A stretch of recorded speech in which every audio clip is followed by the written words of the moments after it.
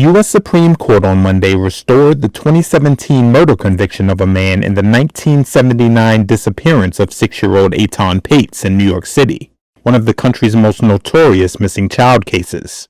The 6-3 ruling overturned a lower court's decision which threw out a jury's verdict that former local delicatessen worker Pedro Hernandez kidnapped and murdered Patz. The 10-page opinion, powered by its conservative majority, was unsigned. The court's 3 liberal justices dissented from the decision. In 1979, Patz vanished as he walked alone for the first time to a school bus stop in the Soho neighborhood of Manhattan. He was never found. The story brought national attention to cases of missing children across the U.S. after authorities put his image on thousands of milk cartons. Police arrested Hernandez in 2012 after getting a tip that he had confessed to the crime at a church group decades earlier. Hernandez then confessed to police that he lured Patz to the basement of the Soho deli where he worked, strangled him, and dumped his body in an alley. Hernandez first stood trial in 2015, but the jury was unable to reach a verdict because of a lone holdout juror who had doubts about his guilt.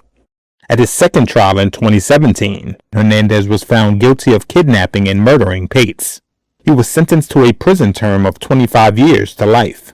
But in 2025, a lower court tossed out the conviction, finding the judge back then had misdirected the jury and swayed the verdict against Hernandez. It reopened a case that had appeared finally settled. In a statement on Monday, Manhattan District Attorney Alvin Bragg, who requested the lower court's decision be overturned, said that his office remains steadfast in its pursuit of justice for Etan and the Patz family and will continue to stand by this important